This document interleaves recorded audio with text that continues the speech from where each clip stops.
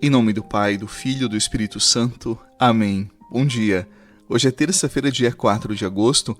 A igreja celebra São João Maria Vianney, ele que é o padroeiro dos padres. Hoje é o dia do padre, rezemos por todos os padres e eu já peço também a sua oração. A palavra de Mateus no capítulo 15. Naquele tempo, alguns fariseus e mestres da lei, vindos de Jerusalém, aproximaram-se de Jesus e perguntaram: por que os seus discípulos não observam a tradição dos antigos, pois não lavam as mãos quando comem o pão? Jesus chamou a multidão para perto de si e disse: escutai e compreendei. Não é o que entra pela boca que torna o homem impuro, mas o que sai da boca, e isso é o que torna o homem impuro. Então os discípulos se aproximaram e disseram a Jesus: sabes que os fariseus ficaram escandalizados ao ouvir as tuas palavras. Jesus respondeu: toda planta que não foi plantada pelo meu Pai Celeste será arrancada. Deixai-os, são cegos guiando cegos. Ora, se um cego guia outro cego, os dois cairão no buraco. Palavra da salvação, glória a vós, Senhor.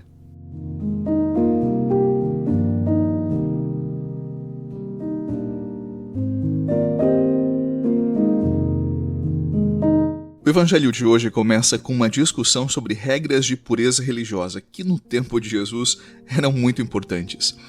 Os fariseus eles estavam preocupados com aquilo que entrava pela boca.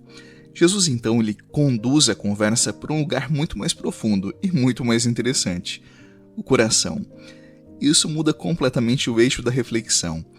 Na linguagem da Bíblia, e eu já disse isso aqui para você algumas vezes, o coração é o centro da pessoa, o lugar onde os afetos amadurecem, onde as escolhas elas ganham direção, onde a verdade da nossa vida ela vai sendo construída pouco a pouco. É ali, no nosso coração, na nossa intimidade, que nós nos tornamos quem realmente nós somos. Por isso, quando Jesus afirma que a boca revela o coração, ele está dizendo que nenhuma palavra nasce no momento em que é pronunciada.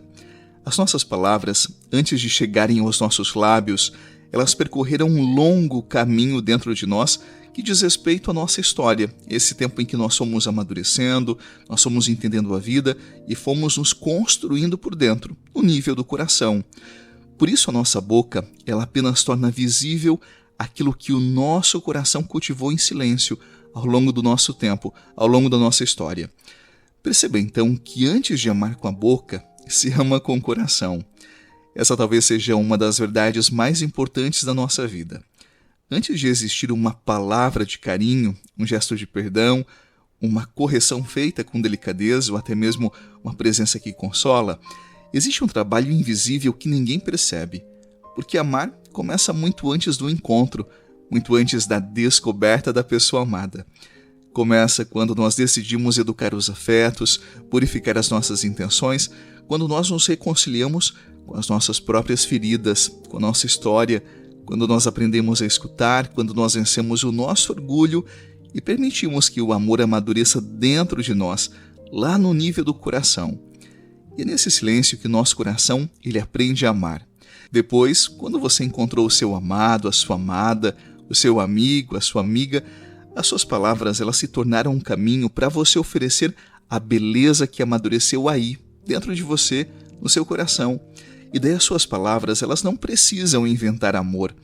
As suas palavras elas transbordam aquilo que o seu coração está cheio, aquilo que o seu coração alimentou, cultivou dentro de você ao longo desses anos. E sabe, pensando assim, talvez seja justamente aqui que tantas relações se fragilizem. Você já percebeu que as pessoas querem tanto se comunicar bem em nosso tempo? Nós temos muitos cursos hoje sobre comunicação e são importantes, eu mesmo defendo e acredito que quase tudo é comunicação. Mas se o coração que diz que ama não amadureceu, o que ele vai comunicar? O que ele vai entregar para o outro?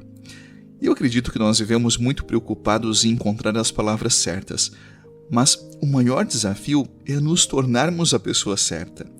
Nós aprendemos a falar com elegância, com polidez, a escolher palavras bonitas, a responder com educação e até mesmo dizer exatamente aquilo que o outro gostaria de ouvir. Tudo isso tem valor, eu sei. Mas nenhuma palavra consegue sustentar por muito tempo um coração que ainda não amadureceu, que ainda não cresceu, que não se tornou generoso e não é ainda um dom de si para o outro. Chega um momento em que o veículo ele começa a revelar o seu conteúdo, porque a palavra sempre revela o coração que a enviou. É por isso que existem pessoas cuja simples presença comunica paz, mesmo quando falam pouco, enquanto outras falam muito e deixam um estranho vazio. No fundo, ninguém oferece amor apenas dizendo que ama. O amor é comunicado pela qualidade do coração que acompanha cada palavra, por esse processo que eu falava para você de amadurecimento do interior dos afetos, e a pessoa aprende a ser um dom de si para o outro, e a palavra se torna o veículo em que se expressa, claro, além das atitudes, esse coração amadurecido. Por isso, na palavra de hoje, Jesus nos convida a começar pelo lugar que ninguém vê. E o maior trabalho da vida não é aperfeiçoar o discurso, polir as palavras, é cultivar o coração. E ali, nesse espaço escondido, que nós aprendemos a amar de verdade.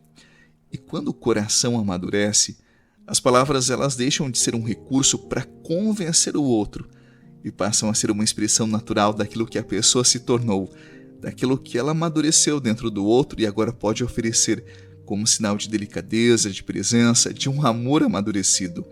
Afinal, nós não amamos primeiro com os lábios, nós amamos primeiro com o coração, com o nosso interior.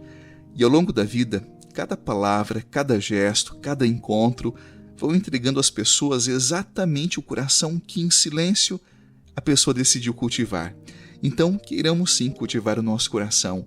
As palavras são precedidas por um coração amadurecido, um coração que se tornou generoso e por isso é capaz de oferecer a si mesmo nessa delicadeza da experiência de amar.